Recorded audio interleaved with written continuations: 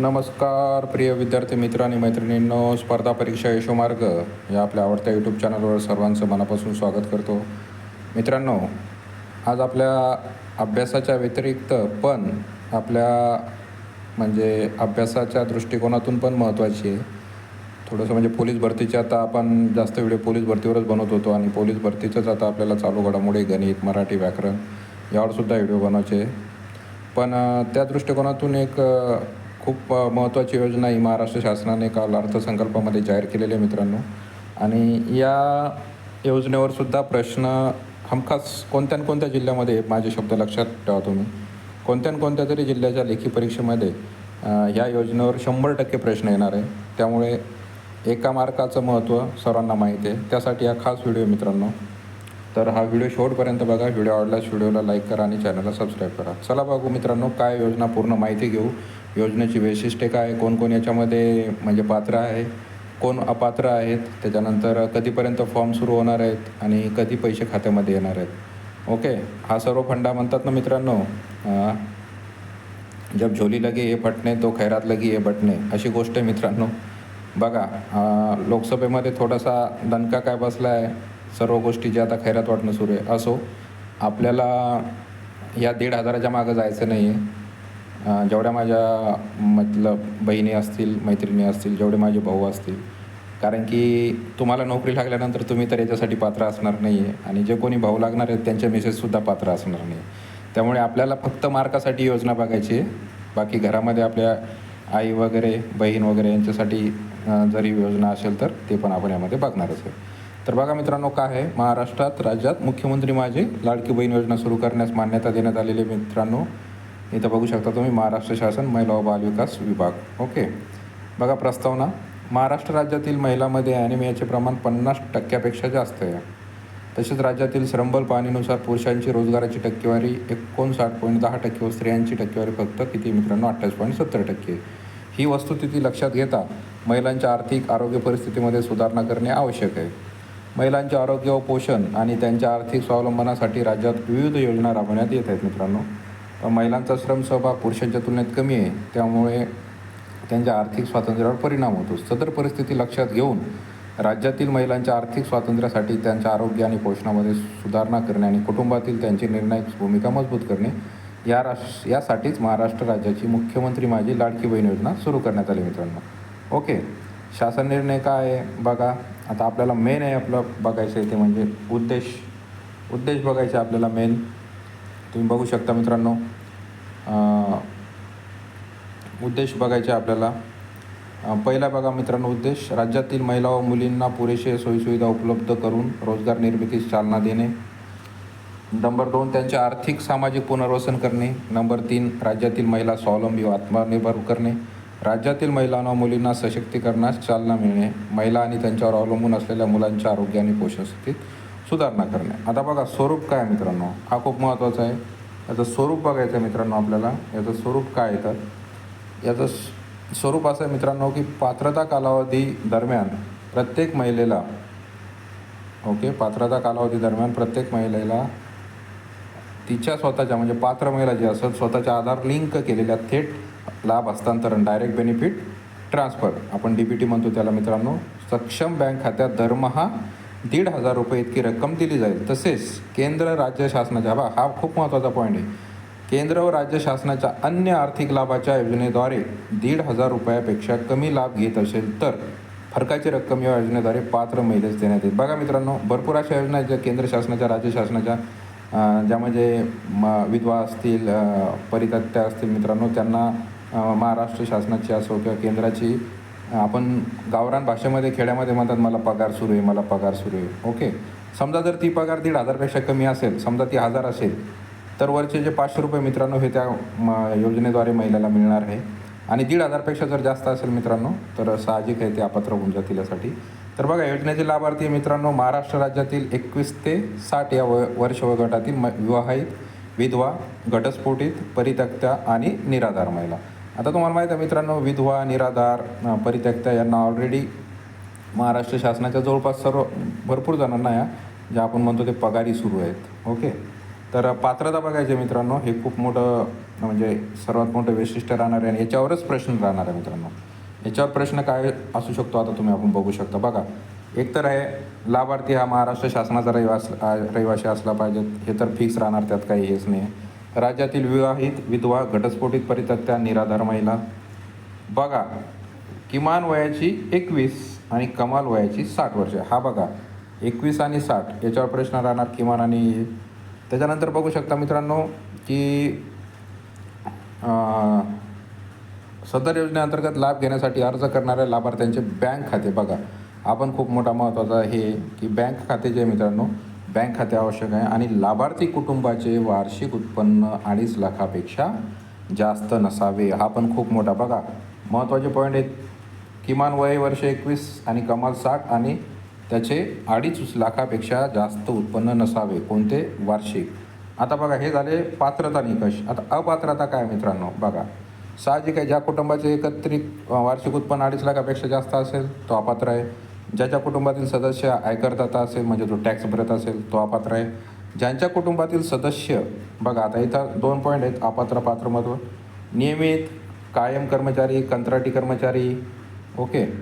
त्याच्यानंतर सरकारी विभाग, उपक्रम, मंडळ, भारत सरकार किंवा राज्य सरकारच्या स्थानिक संस्थेमध्ये कार्यरत असेल किंवा सेवानिवृत्तीनंतर निवृत्तीवेतन घेत असेल तर अशा अपात्र आहेत. परंतु बघा, बाह्य यंत्रणाद्वारे कार्यरत असलेले तसेच स्वयंसेवी कामगार आणि कर्मचारी अपात्र ठरणार नाहीत. बाह्य यंत्रणेद्वारे म्हणजे आपण म्हणतो ना की भरपूर आता आपण असं म्हणतो की प्रायव्हेट होतं आहे, तर ते प्रायव्हेटमध्ये जे असतील मित्रांनो तर त्यांना हे अपात्र ठरणार नाहीत. ओके.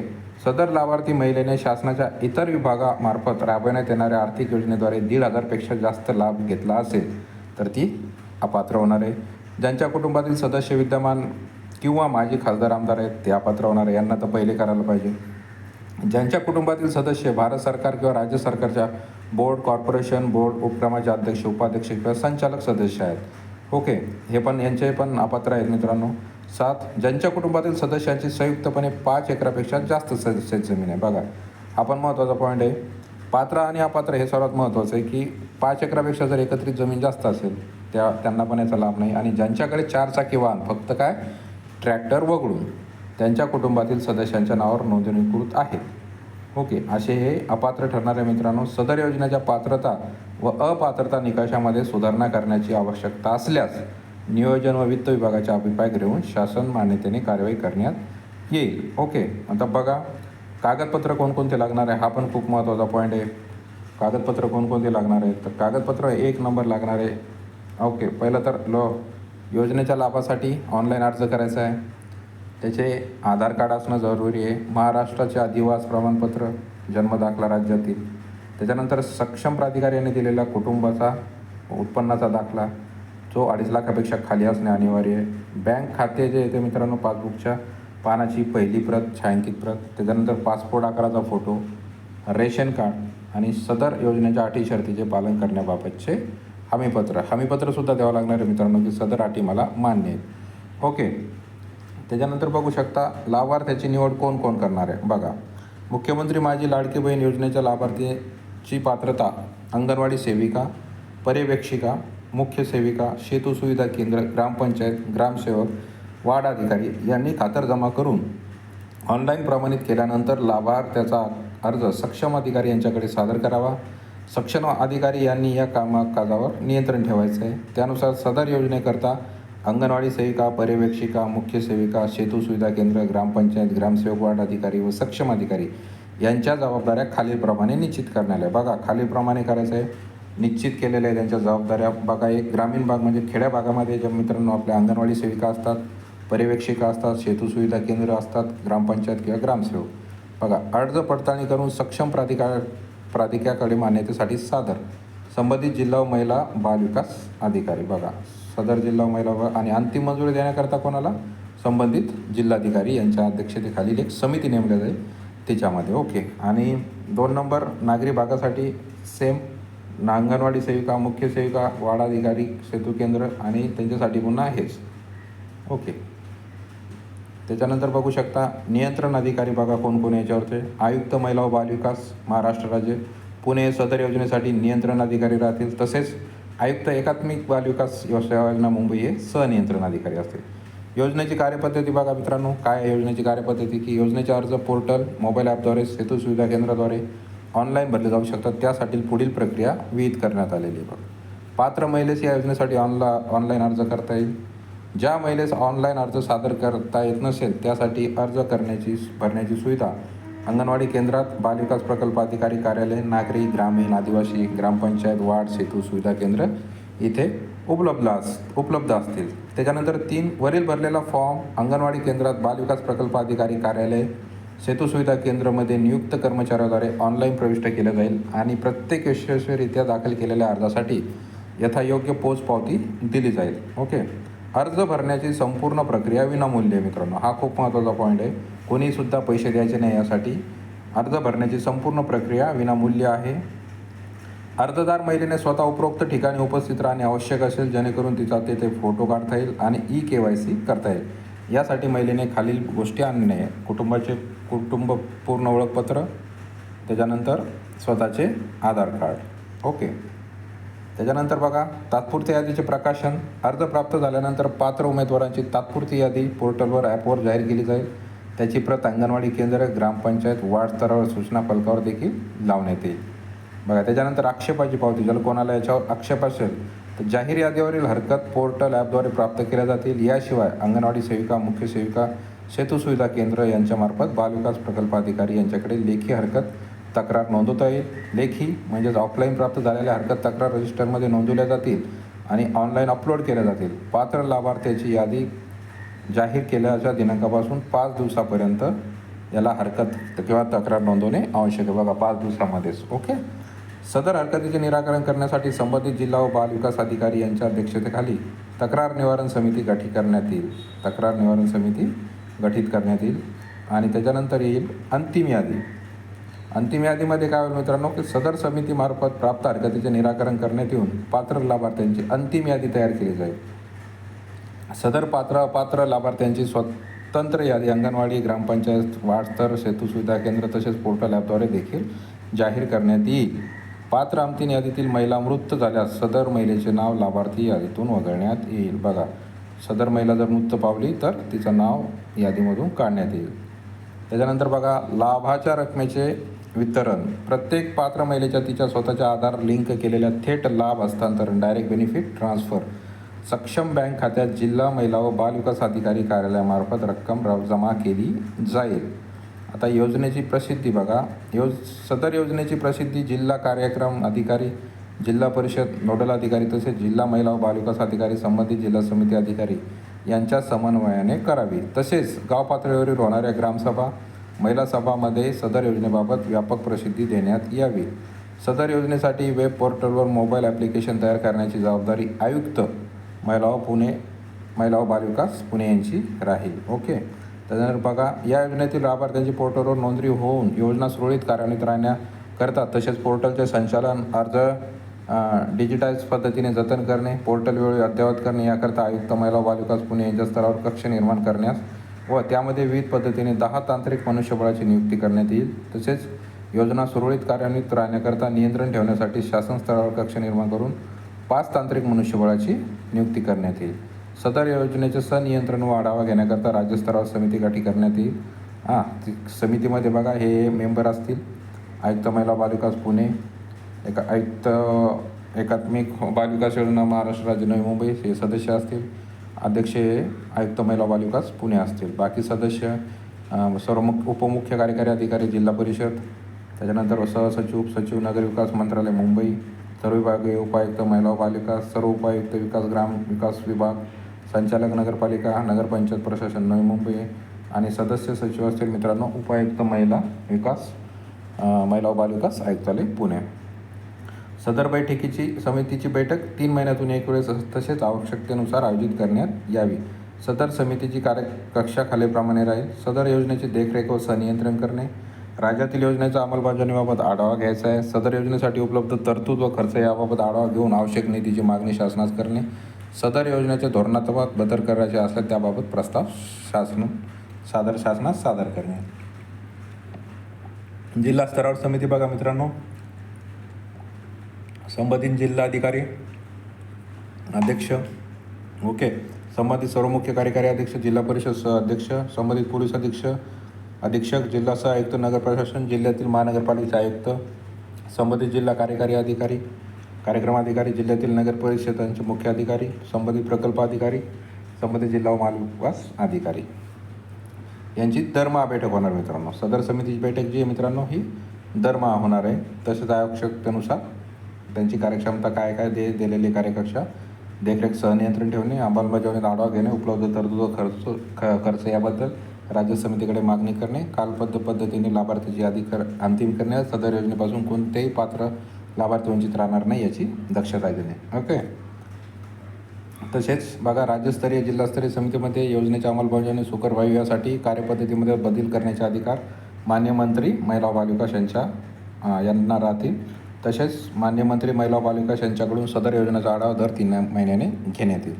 आता बघा, यांचं जे प्रशिक्षण आहे मित्रांनो हे सदर योजनेचे मूल्यांकन महात्मा गांधी प्रशिक्षण संस्था पुणे यांच्यामार्फत करण्यात येईल यांचं मूल्यांकन. ओके. तर बघा, आता अर्ज प्राप्त करण्यास सुरुवात कधी होणार आहे, कालमर्यादा बघा काय की 1 जुलै 2024 पासून म्हणजे ह्या 2 दिवसामध्ये सुरू होणार आहे. अर्ज प्राप्त करण्याचा शेवटचा दिनांक 15 जुलै 2024 आहे, म्हणजे 15 दिवसात अर्ज करायचे. तात्पुरती यादी प्रकाशन 16 जुलैला होईल. तात्पुरत्या यादीवरील तक्रार हरकती प्राप्त करण्याचा कालावधी 16 जुलै ते 20 जुलै 5 दिवसाचा राहील. तक्रार हरकतीचे निराकरण करण्याचा कालावधी 21 जुलै ते 30 जुलै 10 दिवसाचा राहील. अंतिम यादी प्रकाशन दिनांक 1 ऑगस्टला होईल मित्रांनो. लाभार्थ्यांच्या बँकमध्ये KYC करणे 10 ऑगस्टला होईल. लाभार्थी हे निधी हस्तांतरण 14 ऑगस्टला होईल आणि त्यानंतरच्या महिन्यात देय दिनांक प्रत्येक महिन्याच्या 15 तारखेपर्यंत मित्रांनो. ओके. उपरोक्त कालावधी या मोहिमेअंतर्गत नोंदणीबाबतच्या कार्यवाही संदर्भात वेळोवेळी आवश्यक सूचना देण्यात येईल. सदर योजनेच्या अंमलबजावणीमध्ये सुधारणा करण्याची आवश्यकता भासल्यास नवीन मार्गदर्शक सूचना निर्गमित करण्यात येतील. सदर योजनेच्या अंमलबजावणीसाठी मुख्यमंत्री जनकल्याण कक्ष यांचे सहकार्य घेण्यात येईल. सदर योजनेची स्वतंत्र लेखाशीर्ष उपलब्ध होईपर्यंत या विभागाच्या लेख लाडकी या योजनेसाठी अस्तित्व असलेल्या लेखाशीर्ष 2235D-524 मध्ये उपलब्ध करून दिलेल्या आर्थिक तरतुदी खर्च याच्यातून भागवण्यात येईल मित्रांनो. ओके. त्याच्यानंतर 28 शासन निर्णय, त्याच्यानंतर शासन निर्णय तुम्ही या संकेतस्थळावर हा सांकेतिक नंबर टाकून बघू शकता. बाकी येतं प्रति प्रत्येकांना पाठवल्या मित्रांनो त्यांनी. ओके. तर याच्यामध्ये सर्वात महत्त्वाचं आपल्यासाठी काय बघा, आपल्या दृष्टिकोनातून प्रश्न आहे बघा, पोलीस भरतीच्या दृष्टिकोनातून सिंगल लाईन 1 लाईनर प्रश्न येणार आहे. त्याच्यानंतर MPSC किंवा MPSC आणि बाकी ज्या सरळ सेवा एक्झाम आहे मित्रांनो त्यांच्यासाठी काही थोडेसे याच्यामध्ये टफ प्रश्न येऊ शकतात. आपल्यासाठी मेन काय, वयवर्ष किती, 21 ते 60 वर्षापर्यंत. त्याच्यानंतर 2.5 लाखापेक्षा कमी उत्पन्न लागतं. ओके. त्याच्यानंतर काय लागतं त्याच्यामध्ये पासपोर्ट, रेशन कार्ड हे लाभार्थ्यांचे लागणार आहे मित्रांनो. त्याच्यानंतर ग्रामस्तरावर कोणकोणाची देखरेख ठेवणार आहे, नियंत्रण अधिकारी कोणते. ओके. त्याच्यानंतर यादी कधी लागणार आहे आणि फॉर्म कधी भरणं सुरू होणार आहे. त्याच्यानंतर जिल्हास्तरीय समिती कोणती आहे, राज्यस्तरीय समिती कोणती आहे, राज्यस्तरीय समितीच्या किती महिन्यातून सभा होणार आहे, मीटिंग होणार आहे. त्याच्यानंतर जिल्हास्तरीय मीटिंग किती महिन्यामध्ये होणार आहे. त्याच्यानंतर माननीय मंत्री किती महिन्यानंतर त्याचा आढावा घेणार आहे. या सर्व गोष्टी मित्रांनो आहेत. असे जे बारीक प्रश्न आहे यामधून ते तुम्ही काढायचे आहेत की ज्यावर प्रश्न असा विचारू शकतात की या समितीचे जिल्हास्तरीय अध्यक्ष कोण असणार आहेत, त्याच्यानंतर राज्यस्तरीय अध्यक्ष कोण असणार आहेत. असे छोटे प्रश्न तुम्हीच तयार करायचे मित्रांनो. ओके. तर अशी योजना आहे मित्रांनो. ज्यांना या योजनेचा लाभ मिळणार आहे त्यांना खूप अभिनंदन. आणि पोलीस भरतीची तयारी किंवा स्पर्धा परीक्षेची तयारी करणाऱ्या कोणत्याही विद्यार्थ्यांनी खुश व्हायचं कारण नाही, कारण की आपल्याला हे 1,500च्या मागे नाही लागायचं आहे, आपल्याला पोस्ट काढायचे. त्यामुळे माझे भावी अधिकारी, भाऊ बहीण, मित्रमैत्रीण जे कोणी असतील त्यांनी हे फक्त आपल्याला चालू घडामोडीमध्ये आपल्याला मार्क्स घ्यायचे, याच्यापेक्षा जास्त आपण याच्यामध्ये डोकं लावायचं नाही आहे. ओके. त्यामुळे चांगला अभ्यास करा. पूर्ण अशी योजना आहे, परत एकदा बघून घ्या तुम्ही मित्रांनो. तुम्हाला हा व्हिडिओ आवडला असेल अशी अपेक्षा करतो. भेटूया नेक्स्ट व्हिडिओमध्ये. तोपर्यंत जय हिंद, जय महाराष्ट्र.